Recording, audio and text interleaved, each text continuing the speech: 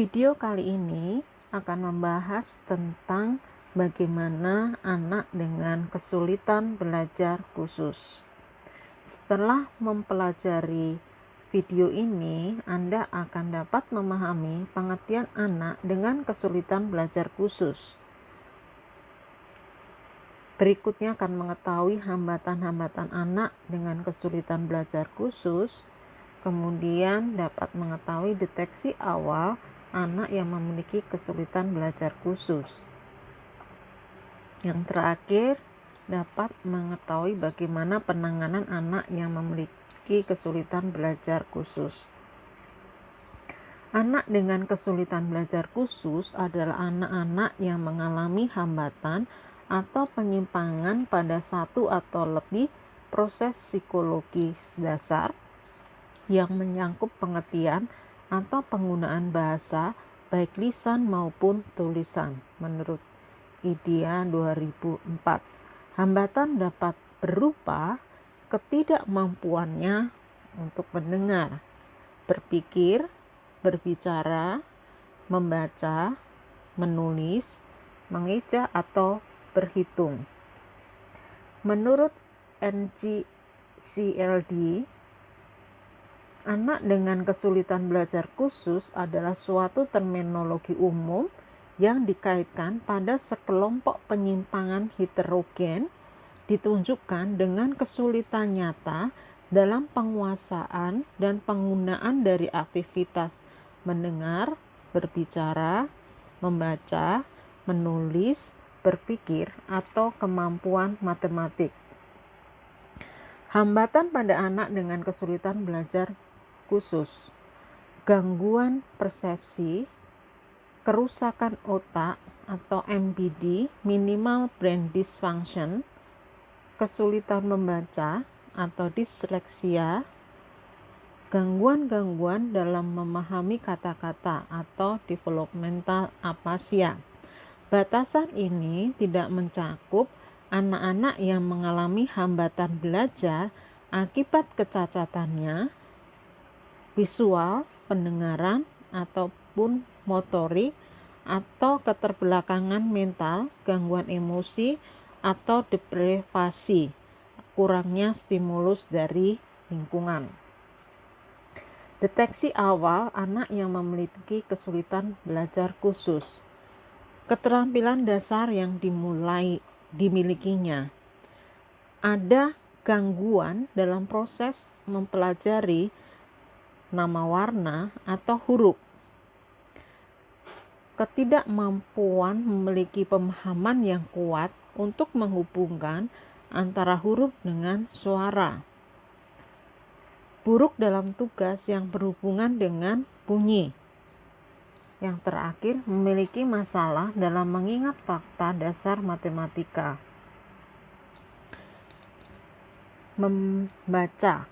Dalam membaca, memiliki kekurangan dalam jumlah pembendaraan kata dibanding anak seusianya.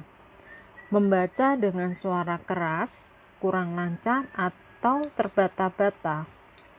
Memiliki masalah yang berkelanjutan atau terus-menerus untuk mendeskripsikan sesuatu.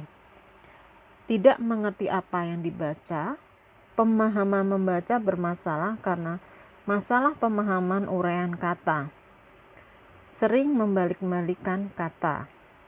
Ketika membaca, kemampuan membaca tidak sesuai dengan kecerdasan yang tampak dalam kosakata yang dimilikinya. Sering mengganti-ganti huruf yang mirip secara visual. Misalnya, ini untuk itu. Lambat tingkat membacanya dibandingkan anak lain seusianya. Kata-kata yang terpecah ketika membaca. Menambahkan kata saat membaca, terus bergantung pada jari menunjuk saat membaca.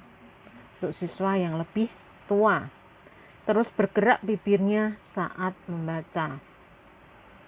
Ketika menulis, anak yang kesulitan belajar itu akan membuat pembalikan huruf dan diulang-ulang. Kalau anaknya sudah usia lebih dari 9 tahun. Sering melakukan kesalahan dalam ejaan, termasuk penghilangan konsonan. Kesalahan mengurutkan kata-kata, misalnya mambi untuk mandi. Menulisnya lambat atau dengan susah payah. Membuat pembalikan nomor. Bahasa lisan, dia akan sulit menemukan kata yang tepat, mengingat urutan verbal, misalnya nomor telepon, arah atau bulan, tahun. Memiliki kosakata yang terbatas. Perilakunya, anak yang berkesulitan belajar ini tidak suka membaca atau menghindarinya.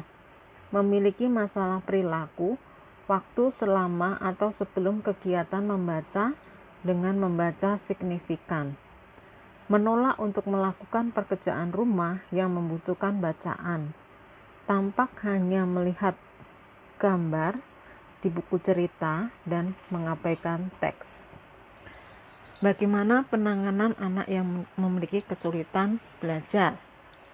Dengan modifikasi perilakunya, yaitu kita akan memberikan reward ketika dia berhasil menunjukkan perilaku yang diinginkan, dan memberi punishment ketika perilaku itu tidak dimunculkannya.